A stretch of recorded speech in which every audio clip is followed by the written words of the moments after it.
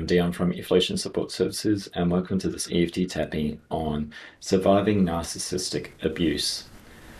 As someone that has grown up in childhood trauma and developed CPTSD as a result of narcissistic abuse, I'll be speaking from personal experience, but please speak with the appropriate medical professional to help release any stored trauma from encountering a person who fits the diagnostic criteria of narcissism. That said, I'd like to do an EFT tapping on this, so taking full responsibility for your own well-being. Let's go with that flow and let's begin to tap. Even though I may have lost my identity in life, and my identity may have been that of serving someone else's needs that couldn't take care of their own. I still love, forgive, and accept myself. Even though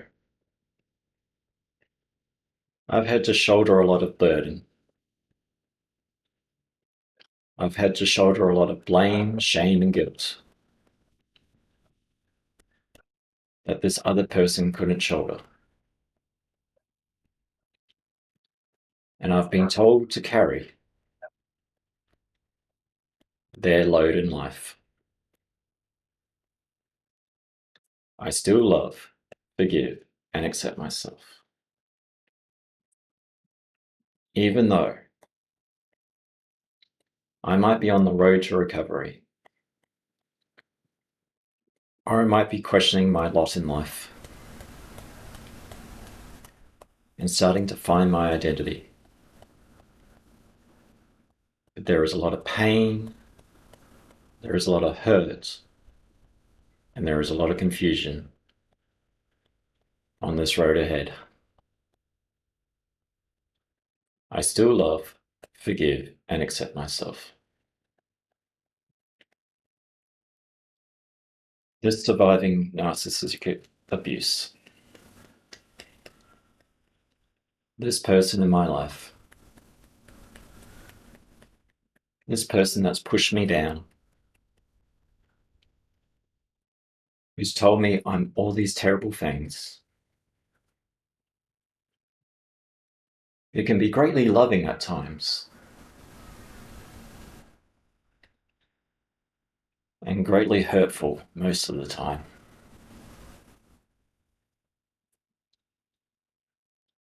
And sometimes in my life, I try to question their sanity. And I try to question my sanity. And I try to make sense of nonsense.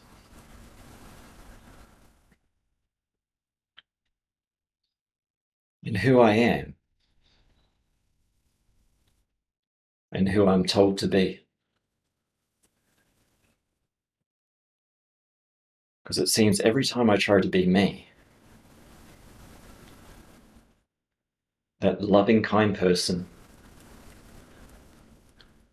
that great person that the world sees, I start to see that other side. And I start to be pushed down. I start to be blamed. I get guilt-tripped. I get terrible things said against me. Terrible jealousy. And a lot of anger.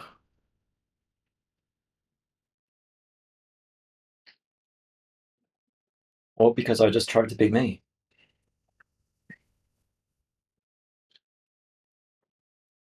And that identity may have resonated well with others. And other people might have tried to see me in a good light.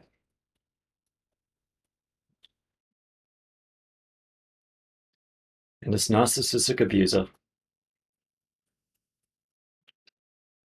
saw that as a poor reflection of themselves.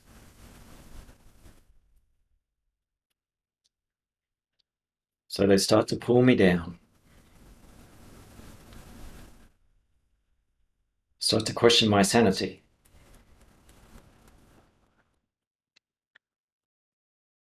I start to see that other side, that really angry side, that really jealous side, and that really shameful side. And even though this wasn't me, it definitely gets projected upon me.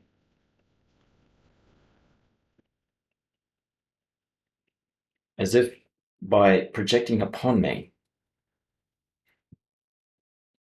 it makes it easier for the narcissist to deal with. Because then they've got someone to personify all their blame, shame, and guilt. And that's a burden I have to carry in life. At least in their eyes.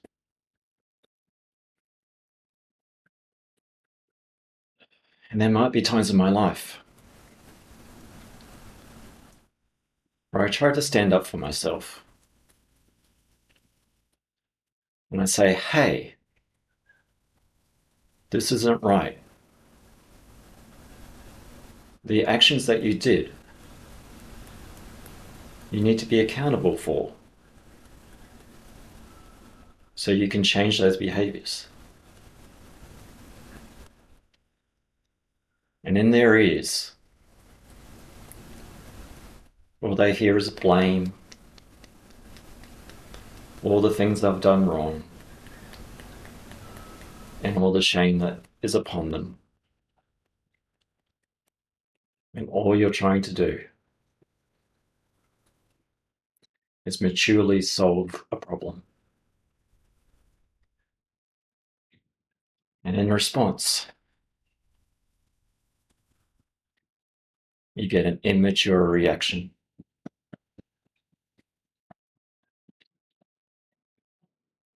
And they might say things like, don't you use that tone with me. Stop yelling at me. And the tone of your voice could be my exact tone right now,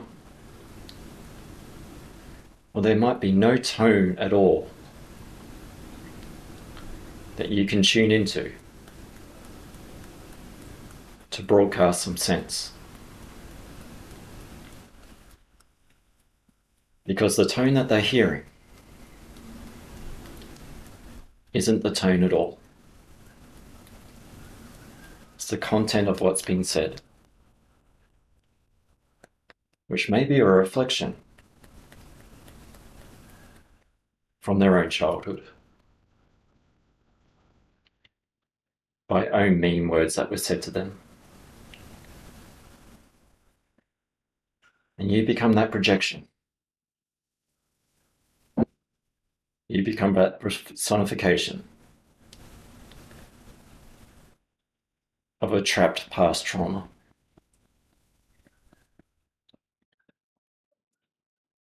So they're not even hearing you.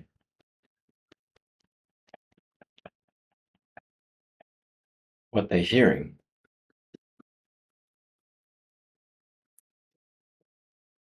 is an old memory of blame, shame, and guilt.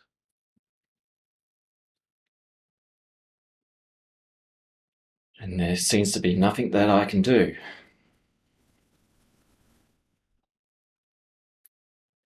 No tone that I can make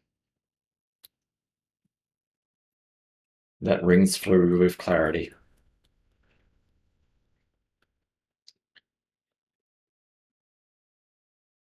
They might start to reflect a lot of this.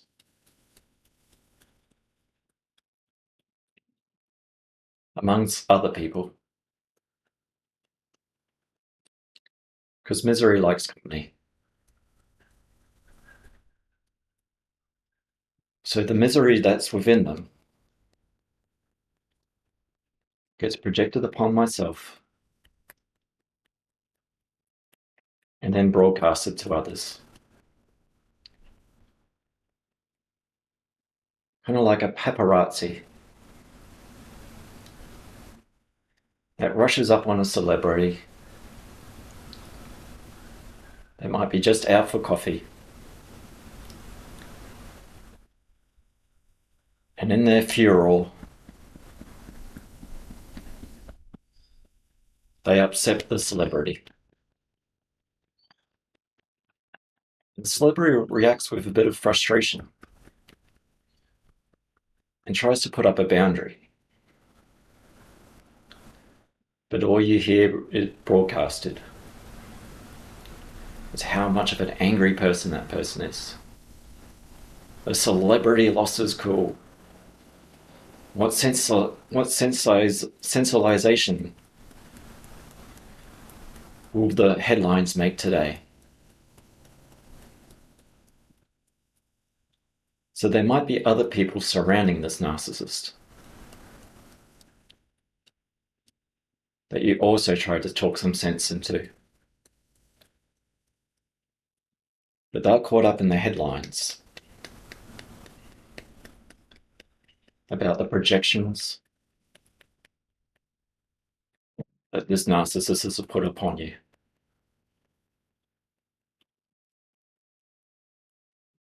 And it's not fair.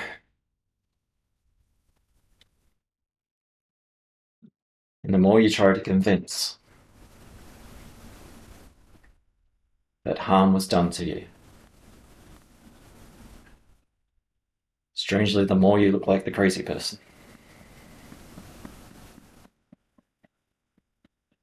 As if you've got something to prove.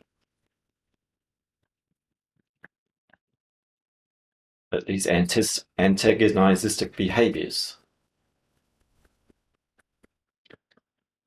of the narcissist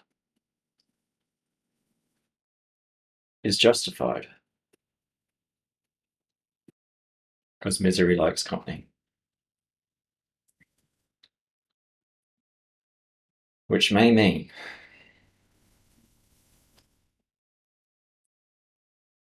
losing friendships from people that are only interested in one side of the story.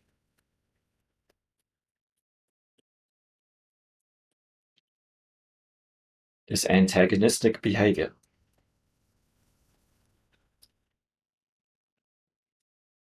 does cause anger. And I might have a right to be angry. And I might have a right to put up my boundaries. And I might have a right to let things go that want to drag me down, that want to twist my identity, and use parts of my identity for their own gain.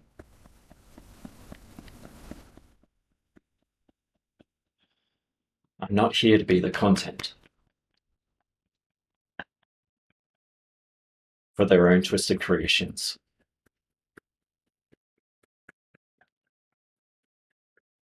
So it might mean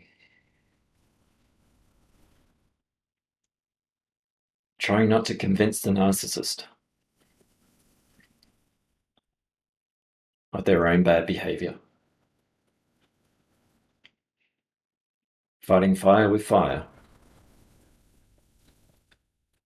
will only get you burnt. And it might mean putting some space,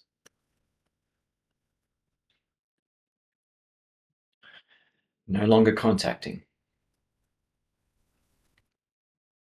No longer being that source of energy for that narcissist. And the stories that they tell about me, the justification for their actions, will continue on. And there's nothing I can do about that.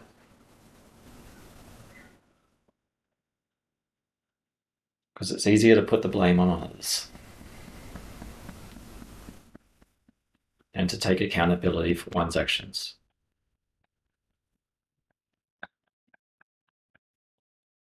But I can take accountability for my own actions. I can start to heal myself. I can start to let go of the pain. I can start to find my identity. And that's going to be a hard journey to find. Especially when your world gets constantly turned upside down.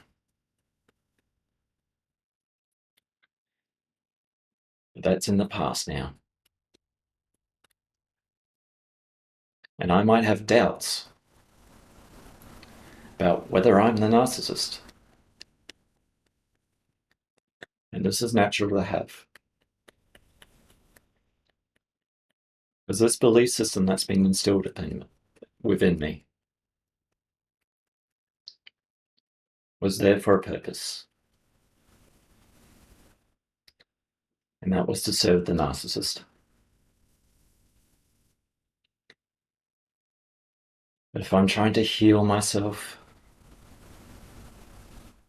if I'm taking accountability for my actions, if I'm trying to have a nice, peaceful life,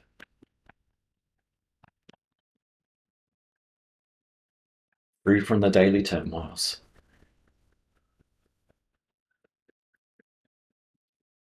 then the narcissist doesn't tend to heal itself. It's everyone else's problem. It's everyone else's projection that they see upon them.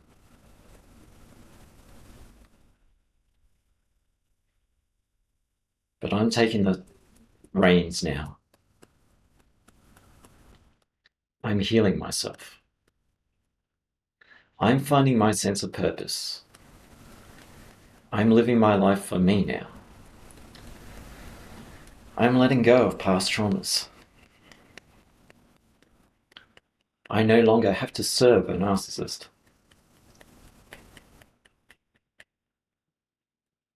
I'm going to find people that are interested in me and not jealous of me. They want to lift me up and not push me down. And this is going to be a hard journey to make, based upon what I was programmed with. But that light within me, that lightness that I have, when I'm around people, and when people value my true self, does make me feel lighter within myself and not weighed down by someone else's blame, shame, and guilt. So I'm proud of myself for being on the road to recovery of surviving narcissistic abuse. Taking a full breath in and out. So yes, there's a lot of emotions that come up with surviving something, and one of those is anger, one of those is grief, which is combines with anger, And it is a grief. It's a losing of identity, and finding a new identity. But what is a negative can be also viewed as a positive, because it's letting go of something that wasn't you, and finding a new you. So it's kind of like being born into something, a new life in a way, and letting go of something that no longer served you. So I'm Dion from Reflection Support Services, and thank you for taking part in this EFT tapping. Bye for now.